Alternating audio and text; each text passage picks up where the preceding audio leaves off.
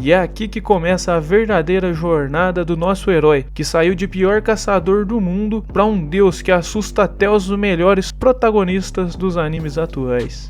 O anime já começa numa ilha chamada Jeju, que está sendo dominada por um enxame de formigas gigantes, prontas para devorar cada um dos humanos. E é claro que os humanos normais não teriam a menor chance contra elas. Então eles chamam os caçadores para acabar com as formiguinhas. Aí você me pergunta, mas onde diabos tem um formigueiro tão grande para sair tanta formiga gigante dessas? Bom, na verdade elas saíram de uns portais muito loucos que começaram a aparecer no mundo humano. E de dentro deles saíam tudo que é tipo de monstro, e monstros esses que não poderiam ser derrotados com armas comuns. Então, para defender a humanidade desses bichos doidos, surgiram os caçadores, que vão de rank E, sendo esses os mais fracos, até os de rank S, que são os mais tops, os de nível Yonkou e Almirante, para você ter uma ideia. Bom, e é aí que entra o nosso protagonista Sun Jin-woo, um caçador de rank E, que conseguiu o título de caçador mais fraco do mundo. Ele só continua nesse trampo porque a vida não é um morango. Ele precisa trabalhar para pagar a faculdade da irmã e as contas da mãe que está em um coma no hospital. Ele entrou em uma dungeon e já estava tomando uma surra de um goblin cansado, mas para sorte dele, seu companheiro apareceu cortando o bicho no meio e a sua colega curandeira curou os ferimentos dele. O maluco é tão fraco que ele quase foi derrotado no primeiro episódio por um goblin, mano. Enfim, a equipe derrotou todo mundo, inclusive deram um pau no chefão também, mas não tinha quase nenhum cristal para minerar e agora eles estavam ferrados, já que são esses cristais que pagam o salário deles. Só que eles acharam um covil duplo e fizeram uma votação para decidir se eles iam explorar lá ou não. Já em outra cena, dois babacas numa moto estão roubando a bolsa de uma moça,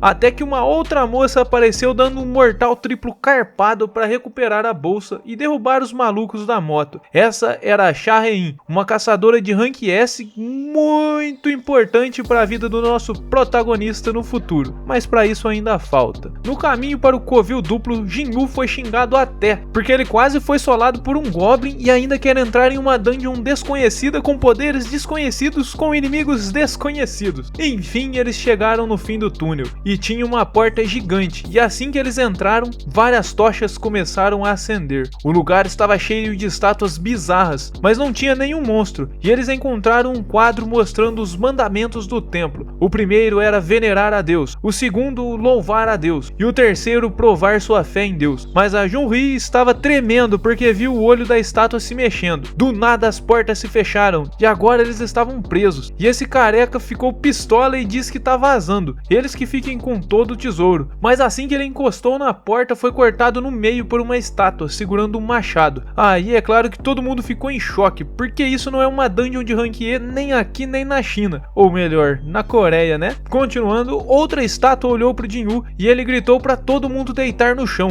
e quem não quis ouvir se ferrou porque ela explodiu todo mundo. A Junri já estava enlouquecendo e você deve imaginar que essas horas ela não era a única. E enfim, continua no próximo episódio. O Sr. Song foi agradecer o Jin-woo por salvar todo mundo, só que nessa brincadeira ele ainda acabou perdendo um braço. Outro maluco, achando que era o Usain Bolt, começou a gritar que não pode virar presunto aqui, porque ele acabou de ser contratado, e falou que ele era rápido o suficiente para chegar até a porta antes de ser pego, mas a estátua deu uma piscadinha e sobrou só os pezinhos do maluco. Então eles começaram a lembrar dos mandamentos, e o Jin-woo quis fazer um teste. Esse aí não tem amor na vida não, mas percebeu que enquanto eles estivessem de cabeça baixa, a estátua não ia atirar mais. Aí todo mundo se ajoelhou e o bicho meteu logo um sorrisão bizarro e levantou e começou a marchar na direção deles. Então esse carinha tentou louvar a Deus, já que tinha estudado sobre isso, mas a estátua não queria nem saber e deu logo um pisão igual nas baratinhas. A menina não conseguia nem se mexer e foi esmagada junto. Esse carinha fala que não podia morrer porque a família dele estava esperando, mas o cara virou sushi e foi dividido em dois. Agora um pode trabalhar e o outro ficar em casa. Que pecado, gente. Enfim, eles descobrem que as estátuas que estavam segurando instrumentos musicais, ao invés de armas, não atacavam, só que só podia ficar uma pessoa em cada estátua, e o Jin-woo deixou a Junri naquela para correr até a outra, mas nessa ele começou a ser perseguido e quase virou sujeira. Depois ele realmente tomou um pisão, mas conseguiu se arrastar até a estátua antes de virar panqueca de vez. A curandeira foi correndo até ele, mas fica desesperada porque ele perdeu uma perna, e isso isso aí nem ela conseguiria curar. Ela até tentou, mas sangrou pelos olhos porque era impossível. As estátuas voltaram a se mexer e um pilar apareceu no meio da sala e parecia um pilar de sacrifício, ou seja, alguém tinha que ser sacrificado. E esse babaca botou a espada no pescoço do velho sem braço, falando que era tudo culpa dele e ele tinha que se responsabilizar por ser o líder. Mas de repente um fogo apareceu e o Jin-Woo pediu para que eles dois levassem ele até o altar. Quando eles entraram, mais fogos apareceram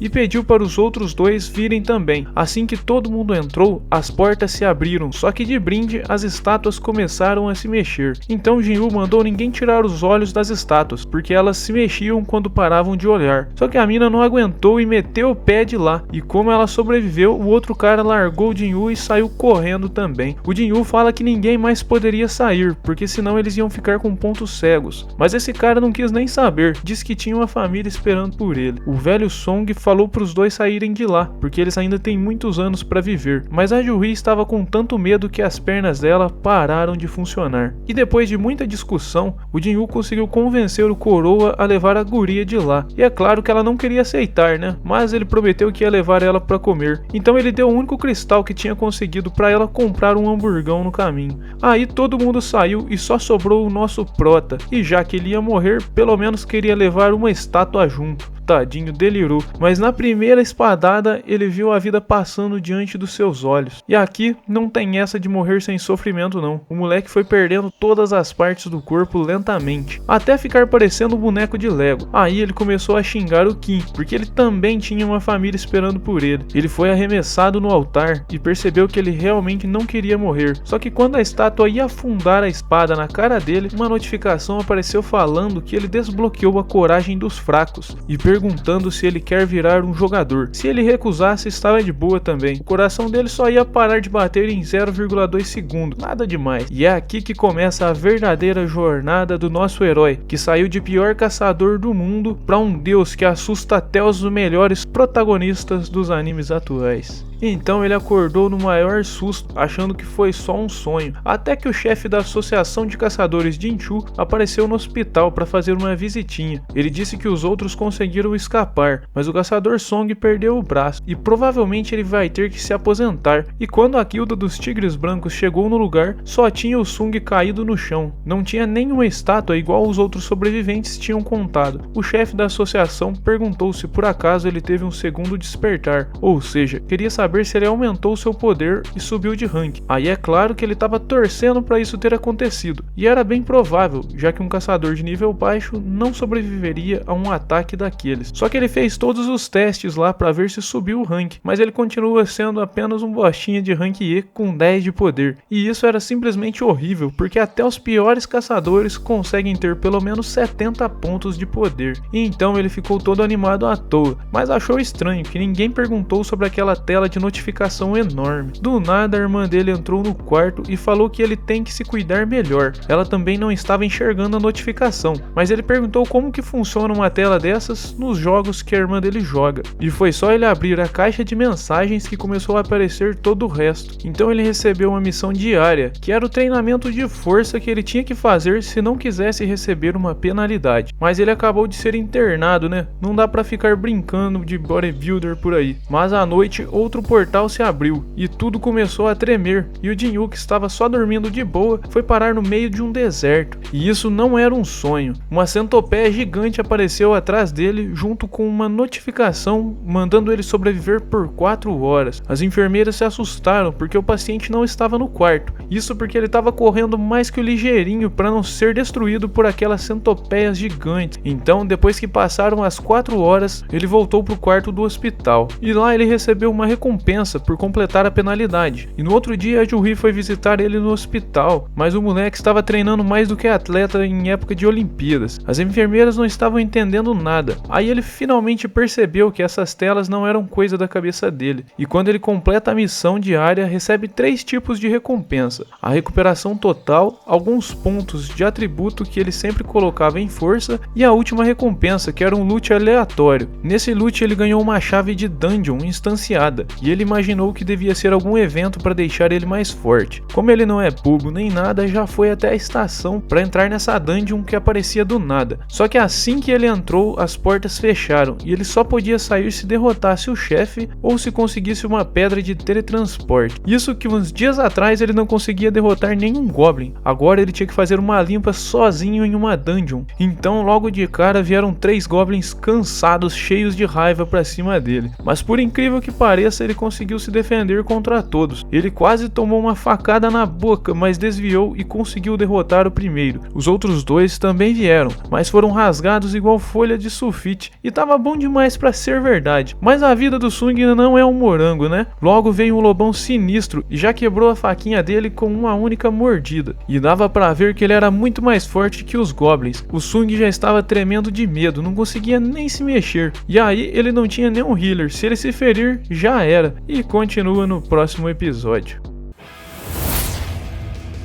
Se você gostou desse vídeo, deixa o seu joinha que fortalece o canal e me ajuda bastante. Se inscreva também no canal para não perder nenhum vídeo e ative o sininho, que toda vez que tiver um vídeo novo no canal, você vai ser o primeiro a ser notificado. Muito obrigado para você que assistiu o vídeo até aqui, nos vemos no próximo vídeo e tchau!